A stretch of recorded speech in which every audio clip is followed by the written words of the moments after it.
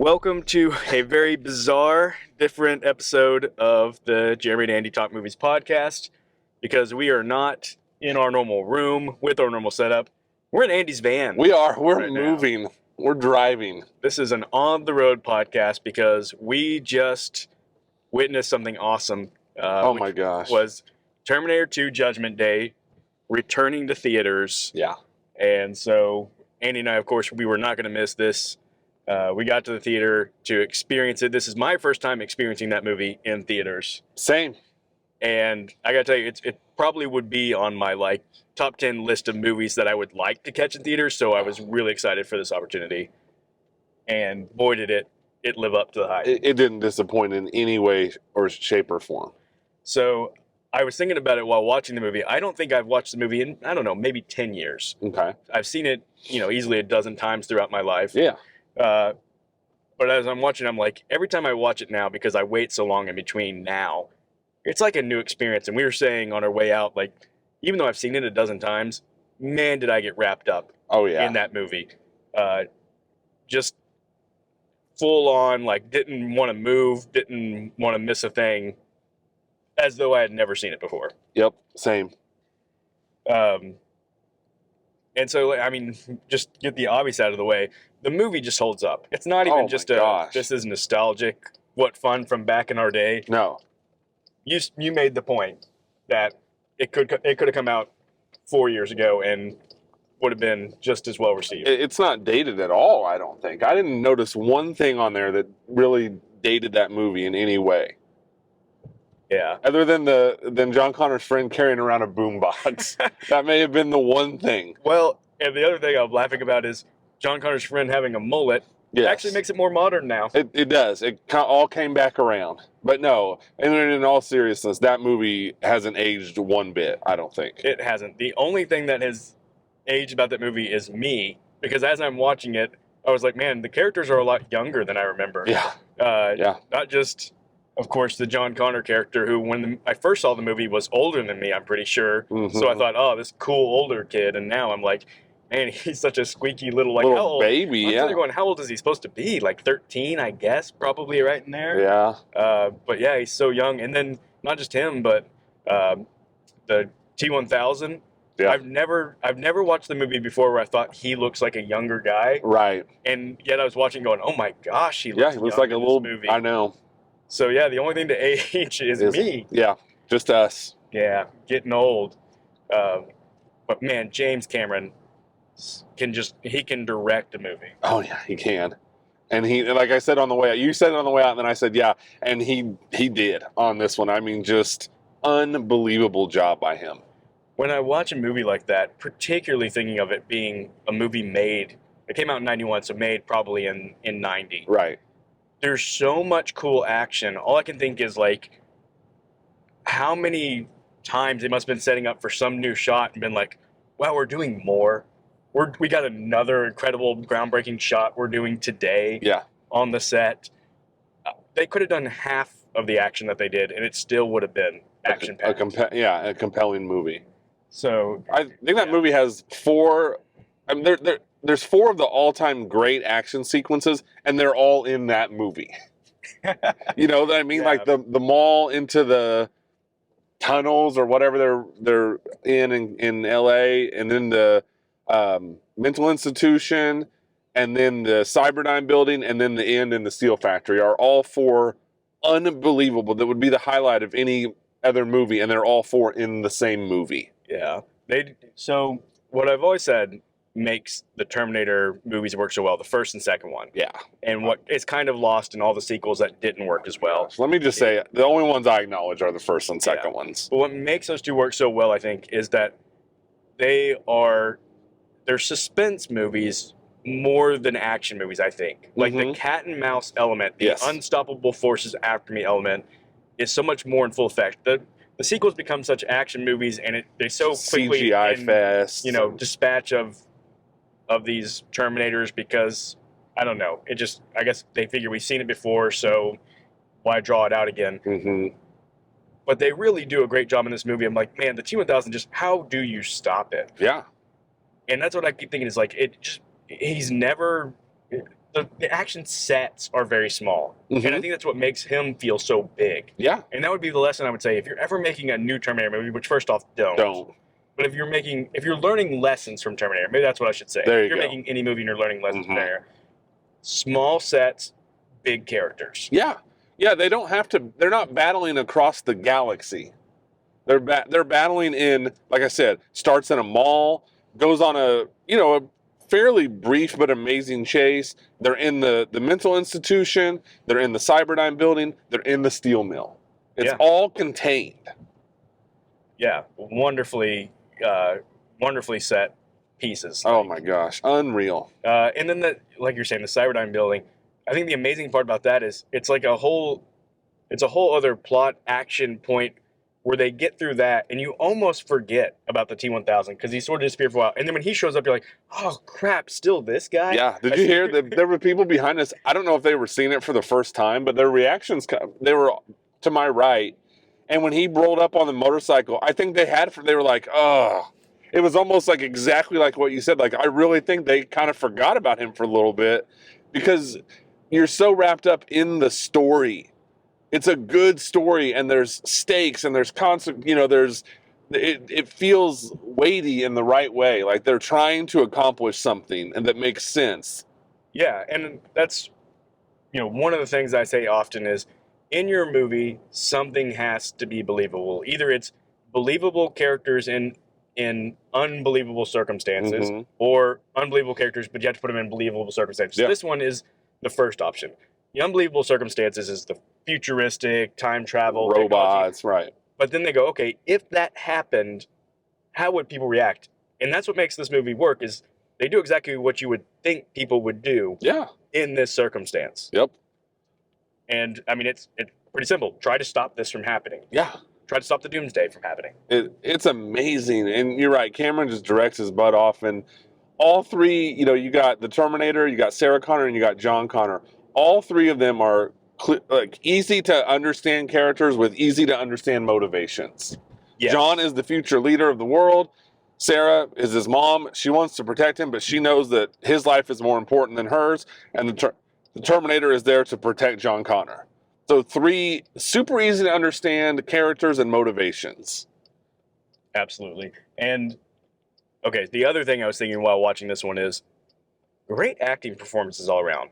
I couldn't agree more. I wondered how I would think it would hold up because I think about like okay, Edward Furlong was really young when he made this movie. Mhm. Obviously, his career didn't turn into a star after this one. He was I an think he had a American lot of History personal X, and that problems. was something. But yeah, so I wondered. I was like, okay, child performance. Am I going to look back at this and be like, okay, he's actually kind of bad. I just didn't remember it. No, he's really good. He does a really good job. He's really convincing. He's convincing as kind of the juvenile delinquent at the beginning, and he falls really easily into the role where you're like, they do a really good job where they lay the breadcrumbs of this is going to be a future leader. Like he takes over situations. It's all really, really good, really smart, and really well done by Furlong. Yeah, and you know what? I have to say this. When that movie came out and I first saw him, I thought he had the coolest hair in the world. Oh, me too. I always wanted to have I wanted that hair like hanging down in my face. And yes. Yeah, agreed. And then here's the big one. And I don't know if it's just that, on the heels of recently watching Madam Web, which we've talked about in depth, the bad performance is that one. But I was watching Lynn Hamilton going, that is how you emote on screen. That is how you act on screen. Dude, I'm telling you, and I still stand by it, I think she should have got an Oscar nomination for that movie. I am not saying that she should have won, but I don't think it would have been absurd at all if she would have got nominated. I'm totally with you. She has a really hard part. Yeah, like she hits all the notes right. She does. And she does such a good job of projecting what it would be like to be the literal only person on the planet that knows that the world is going to end. And just that frustration of no one believing her, and that, people think she's crazy, and she does such a good job of that. And I just don't know that there's ever been a more, I'll just say, a more BA performance from a female in cinema history than in that movie. It's the gold standard for Oh my gosh, she is so believable in that role.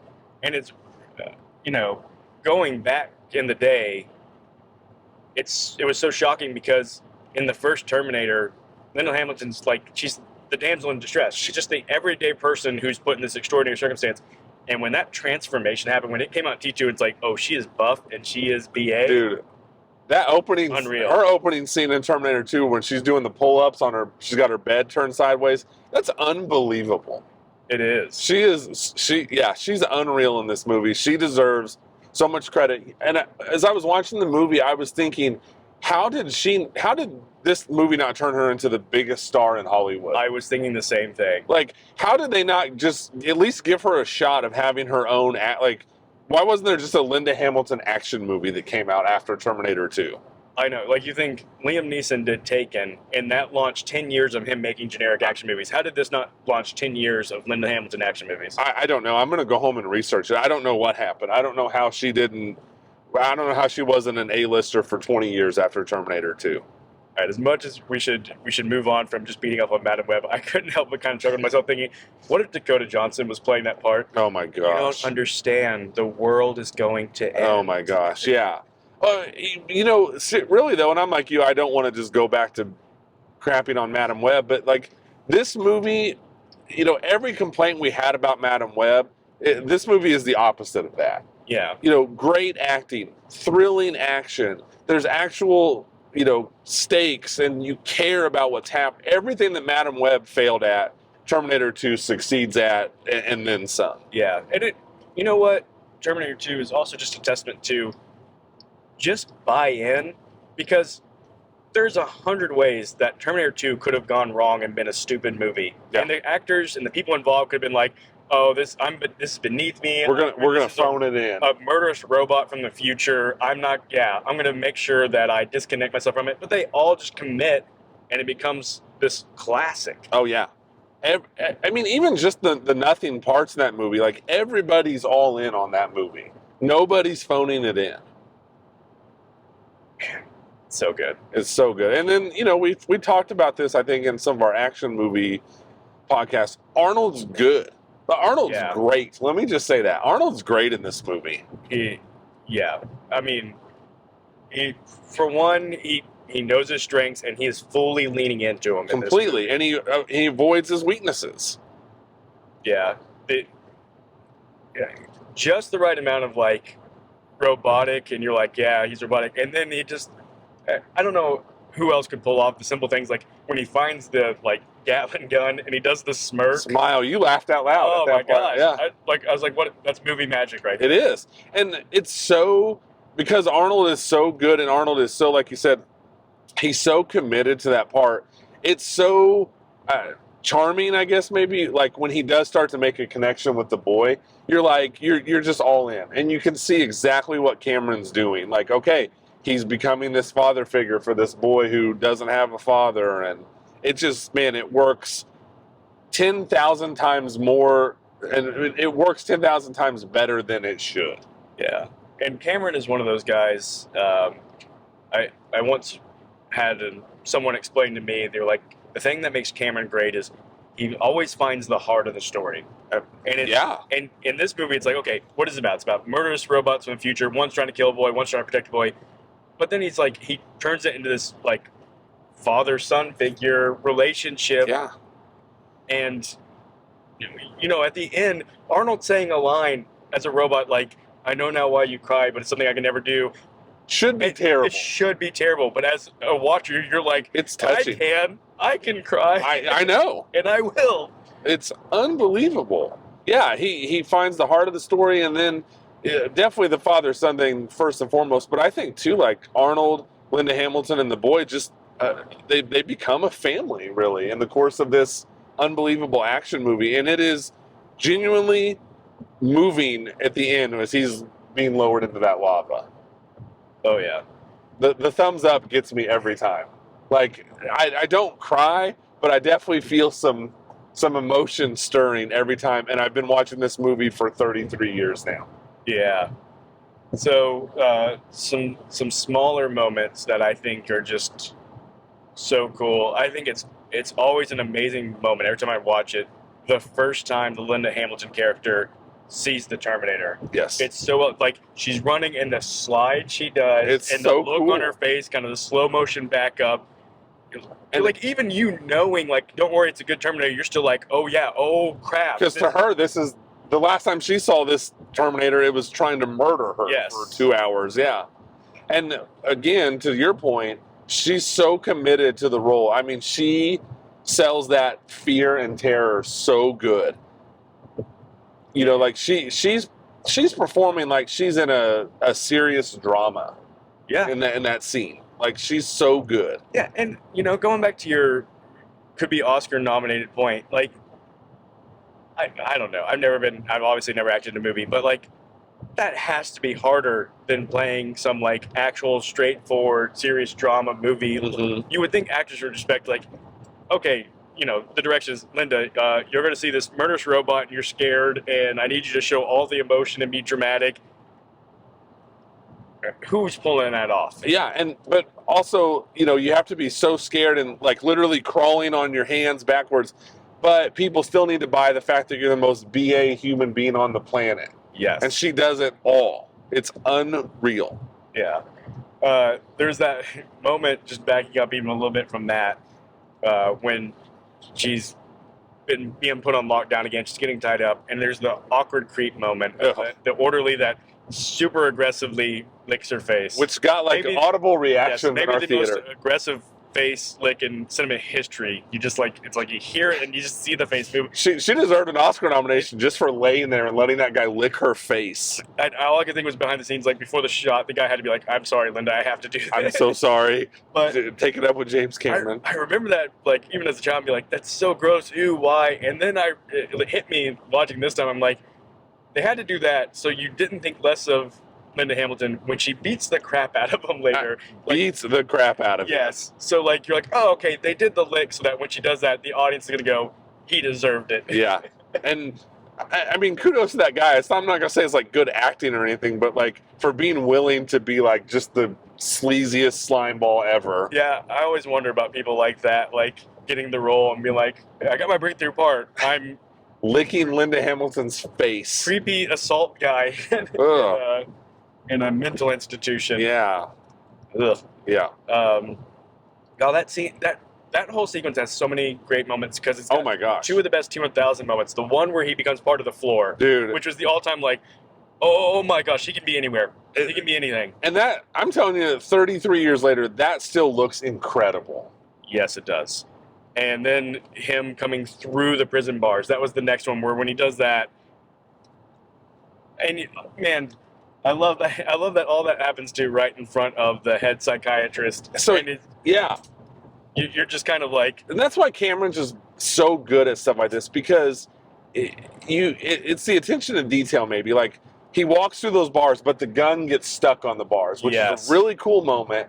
And the psychiatrist, like, I don't know that you're necessarily rooting against him, but it's so satisfying to know that he finds out that Linda Hamilton was right. that's exactly the word I was going to use. It's the little satisfying moments like that as an audience. We're just like, yes, I needed to see that guy. I needed to know that he knows that Linda Hamilton was right and not crazy. That's right. And Cameron gives you that. He doesn't dwell on it. He doesn't linger on it. It's just the one quick shot of the doctor, but you know that he got, you know, Linda Hamilton got the satisfaction of people finding out that she was right. Absolutely. Yeah. What, any particular moments jump out to you from this rewatching of it? Literally everything. Literally everything. No. Yeah. Like moments within the movie. Yeah. I thought, gosh, there's so many. Just, even though we've already met this Terminator character, just one of the all-time great character introductions in this movie. Yeah, you're right. Yeah. That scene in the bar is unbelievable. And talk about, like you're saying, like, this could go so wrong, where it's like, so naked Arnold Schwarzenegger walks into a bar, but it works. Like, it doesn't borderline, I mean, it doesn't, like, cross into, like, slapstick, but he gets a couple of laughs out of it, of the awkwardness. But then you quickly forget about it because Arnold is so BA and he just annihilates these tough bikers. And so that's just an all-timer for me, just that introduction of the character. You're right. And of course, you know, the sort of thing you think about joking in your head is like, thank goodness he landed right next to a biker bar and not next to like, you know, I don't even know what, like, could have been something so much sillier, like a high school basketball game or something. Yeah. He's just running around and Yeah. That would look really funny if he was in just like a basketball uniform. Right.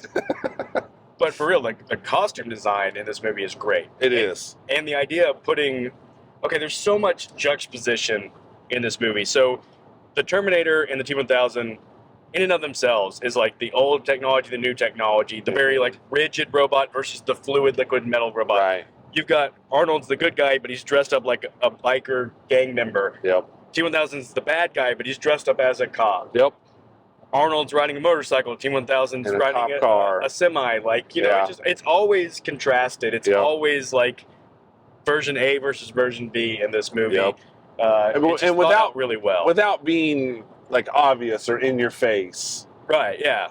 Exactly. I mean, like, again, I've seen this movie so many times, and it's this time that I'm kind of like connecting just how many of those like contrasting styles are constantly throughout the movie. I mean, even to the point where when the T-1000's on a motorcycle, that's when Arnold and them are in a truck. It's just they're never on the same level, I guess is what you would say. So yeah, that was a big moment, and I mean, this could be a 4-hour-long podcast if we talk about everything that's cool. But something also that just jumped out this time, and again, I've seen this movie 100 times, but man, the helicopter stuff at the end, when the T-1000's chasing them in the helicopter, I was like, I can't believe they filmed this in 1990. Like, this is so cool, and it looks so good, and like that was really cool, and I mean, just everything. But those are just a couple of things that stood out to me. Yeah, again, not trying so hard not to be redundant. I but know it's really hard when you just want to be like, everything was cool. I know. But it's the combination of the actions set pieces. So like, okay, now we're gonna have the helicopter chasing them down in the truck. That's just a cool set piece. But then everything in it is just shot really cool. I think, again, because they're smart enough to keep it simple, it's just, we can't shake this guy because we're on an open road. So we're just going to shoot back and forth until he's going to catch up to us. And then when he catches up to us, now we have to figure out something to do. And it's slam on the brakes and let him smash into us. Or when he's in the semi and when he's connected to us, Arnold's just got to get out and walk up to him. That was awesome. Blast him. When you think about it, like, the number of things they do are pretty small, but they just execute it so well, it feels so large. It does. It does. And, I was thinking, again, and we're going to go talk about Madam Web, like, I re-listened to our Madam Web episode, and we both mentioned several times, like, just because of the bad writing and the characters, it was like, everyone in this movie looks like an idiot. In this movie, everyone looks awesome and smart. Like, Arnold gets out and just blasts him with that gun at close range. Like, yeah, that's exactly what he should have done. Nobody acts in such a way where you're like, this person's an idiot and now I hate them. Whereas like in something like Madam Web, everybody's stupid and they make stupid decisions, so you could care less what happens. In this movie, like you said, everyone's behaving exactly like you should, even though the situation is absurd, of course, but people behave like you would in a situation like that, which just makes the movie so much better and so much more believable and easy to buy into everybody. Yes, it makes you like the characters more because you like to think, yes, that's what I would be like if I were these characters, if I were in their shoes. Yep. Of course, 0% chance I'd be as cool as John Connor, but 0%. I wouldn't be as cool as Sarah Connor. Oh no, well that's right. Yeah. But the other thing, it's not a scene or a moment in the movie that stuck out to me, but this time on the rewatch, what really stuck out to me is just how well this movie is paced. I mean, this movie just flies by. When it needs to slow down, it does, but it doesn't stay slowed down for too long. I was never like, all right, come on, like I want to see the next big explosion. But it's also not just action, like it takes the time it needs to take to slow down. You are 100% right about that. Like, pacing and tone, two things that probably your average moviegoer doesn't talk a whole lot about. Right. But it impacts their enjoyment of movies probably as much as anything else. Whether you realize it or not. Yes. It's just the pacing, like you said, is it moving along quickly as far as we're advancing, but we're not rushed. Yes, We feel like exactly. we actually get to breathe and like Yep. soak in what's happening. And then tone, like we talked about, like the suspense of this movie. Again, the T-1000 is one of the best, most menacing villains. And as you're watching it, one thing that struck me is like how often this movie is not nearly as violent as I remember watching as like a 7-year-old. Mm-hmm. You know what I mean? Like Right. there's not nearly as much murder and death because when I was a kid, I was like Terminator. Yeah, just they're killing people left and right. The T-1000 kills like 4 people total in the movie. Or Yeah, like I'd say something like that. Yeah. And he's just one track mind. That's what makes him so menacing. Mm-hmm. And so that tone of like just straight line unstoppable, as opposed to just this guy who's running around like a madman, killing everybody in his path. Yeah, he only kills people if they are directly in his way and interfering with his mission. He's not going on side journeys to kill people. Yeah. Except for, I do think, at the end, both the T-1000 and the regular Terminator, the Arnold Terminator, as you said, the more they're acting, the more they're becoming a little more human-like. Mm-hmm. And I think the T-1000, when he steals the last semi with full of the nitrous or whatever it's called, liquid nitrogen. Yeah. He's walking up to the guy and he just stabs that guy. That poor guy. Like the first time he's just like, I'm just frustrated. You're just in, Yeah. I could just shove you aside like I have a lot of people, but I'm just mad. But I just got blown up in a helicopter, Yes. so I'm kind of ticked off at these people. Exactly. And Yeah. that's kind of a nice little flourish. Like it is. He actually has some human element, and like he gets frustrated. And we also see it when he's getting frozen, when his hand breaks, and he's actually making a face like his mouth's open. Yeah, he's shocked. And I will say this: at 43 years old, watching movies my entire life, watching this movie for most of my life, still to this day, watching it up on the big screen, there was like 20 times where I was like, I literally don't know how they did this. There was a lot of times with the big screen I bet we're going to see the cracks in the I saw effects zero cracks. because of the size. And yeah, you're right. The only thing you notice, and this is not a criticism, the only thing you notice, when he stabs the security guard in the eye, there's a scene where you can tell it's like a dummy, I guess. Or, I don't know if dummy is the right word, but and then when they're shooting Arnold as he's walking out of the Cyberdyne building. Yeah. But, that doesn't distract from the movie at all to me. No, yeah, you're right. Like, there are moments where you... Couple of small moments. And things like when the T-1000's ramming the, like, steel beam into his head, like, and it's a split-second shot. It's like, okay, I know that that's a dummy of his head, because obviously they're not smashing Arnold's head. But it doesn't take away from the movie at all. Not at all. Not at all. It actually makes me long. So a movie like that makes me long for the days where you couldn't do everything in a movie. Right. Like, you had to work for it. You had to work for the shot. And even if you can see the tricks a little bit on screen, when the movie's good like Terminator 2 is, when the movie's great like Terminator 2 is, it's not a distraction at all. I would take that over a CGI fest any day of the week. Yeah, well, and I'm pretty sure we talked about this before. If CGI feels like too much of a crutch for filmmakers these days. Like they had to work for it.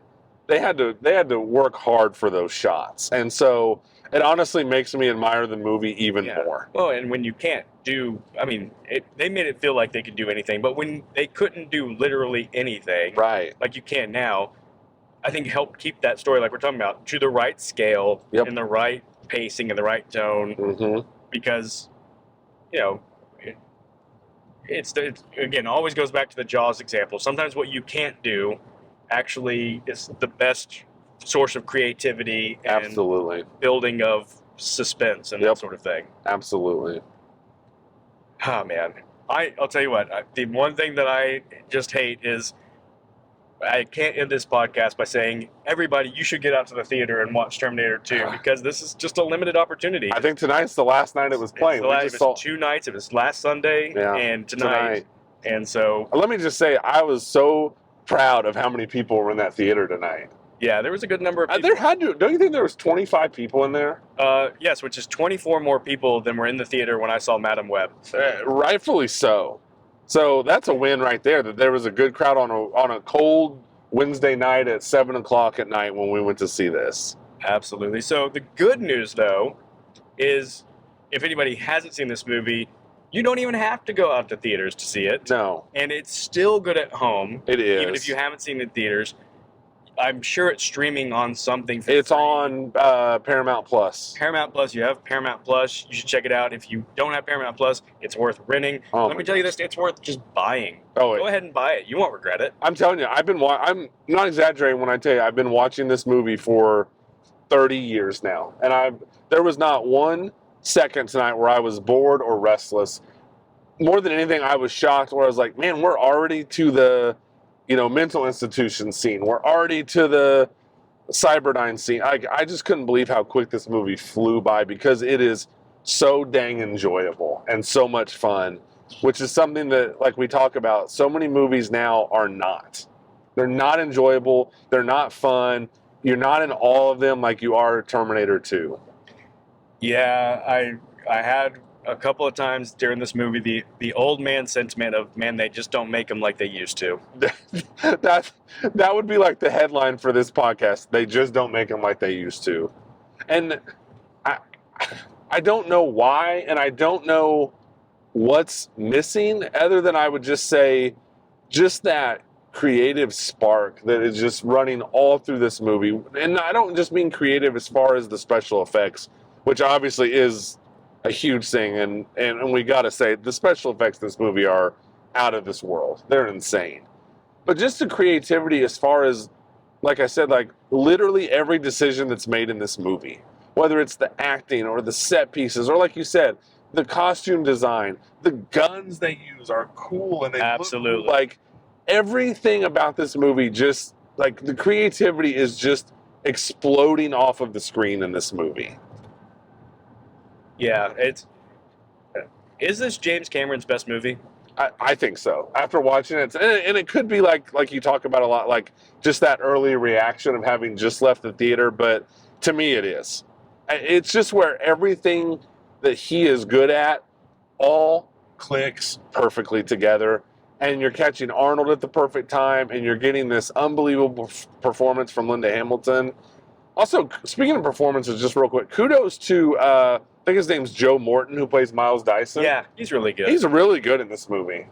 Really, really good in this movie. And to talk about people behaving the way that they would in real life, I love that they lay everything out for him, and he's just like, "Yep, I got to quit my life's work and blow it up." Yeah. Like, And thank goodness they didn't have to drag it out with this guy. Like, no, this is my life's work. Yep. I got to see it through. nope.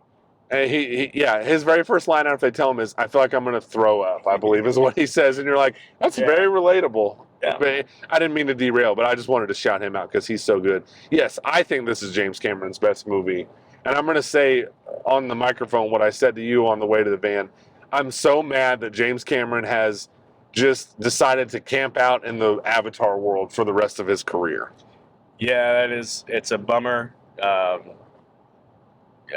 You know, I'd like to think that James has still got something else in him that he can give us besides Avatar before it's all said and done. But I don't know, with the slate of Avatar movies that they're supposed to be Isn't in the his la- age, I just don't know how. Isn't the last Avatar movie scheduled to come out in like 2032 or something like that? Oh, It's some probably, ridiculous number. I think it's later than Judgment Day is in Terminator 2. Because the Judgment Day is 29 yeah, or something. 2029. Yeah. Well, no, Judgment Day is 97, 97, but the movie starts in 20 yeah, 2029. yeah, there you go. Man, yeah. Yeah, so that's too bad because you watch this and you're like, man, this guy is unbelievable. Yeah. So, all right, one last small thought before we wrap it up here is, I thought if this movie is made today, one of the major differences in the way movies are made today and back then is, if the movie was made today, even though all the guy who plays John Connor does is stand on a little hill and look through binoculars, that would be some sort of cameo from some big name actor Mm-hmm. instead of just random guy. I couldn't tell you one other thing that guy's ever done in his life. No, it's probably like a male model. They were like, just stand here and look. Yeah. Look good. We're gonna put. Yeah, it would have been Matt Damon or something like that. Probably Matt Damon cameos and like everything. He does cameo in a lot of movies. Yeah. Yeah. So I guess I didn't chime in with this, but I will say this is definitely my favorite Cameron movie. Yeah. I wonder what he would say he's probably one of those guys that would always say his most recent movie, but he might say Titanic since that's the one that made him a billionaire. He probably wouldn't. He's like famously a jerk.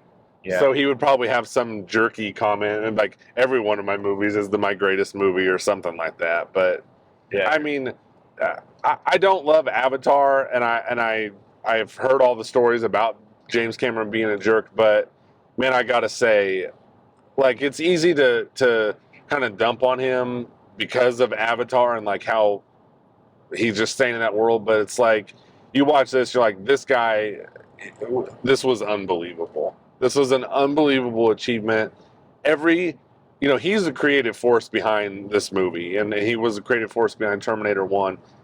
Every decision he made for Terminator 2 is awesome and was the right decision. Like, nothing stuck out to me this time watching it as like, oh, I wish they wouldn't have done this, or this could have been different, or this could have been better. Like, I think this movie fires on all cylinders. I think that says it perfectly. Yeah. This is an action movie that has held up for 33 years, and I imagine will continue to hold up for years to come. I think this movie is always going to be in my life. I want to continue to watch it. If it came back in the theater 6 months from now, I'd go back and watch it. I would, and I'd bring others along with me. We tried to do it tonight. Tried to bring along one friend who hadn't seen it, and it just didn't work out. And I so badly wish it would have, because I would have loved just that perspective of someone who hadn't seen this movie before. I guess we'll just have to settle for making him watch it on the small screen and getting his feedback. And then rubbing it in his face that he missed it on the big screen. That's right. Yeah. We won't do that to you, our audience, though. We won't rub it in your face that you missed this wonderful, awesome opportunity that doesn't come around every day. No, it doesn't. Check out what's playing on the Flashback Cinema at the Savoy Theater, because you find gems like this, and I've never regretted going to see an old movie that I love in the theater. Yeah, it's a good time. Well, thank you, everybody, for joining us with this. Our first ever on the road, while I'm driving, I'm podcasting and podcast. Yeah, and I got to say, you did a really good job. You didn't almost wreck or anything. Not yeah, I don't think I broke any laws. I don't think I ran anybody over. So that's a win. Totally. So thank you for joining us, and we'll see you on our next episode when we review Dune. I can't wait. I can't wait to go see it. All right. Goodbye. All right.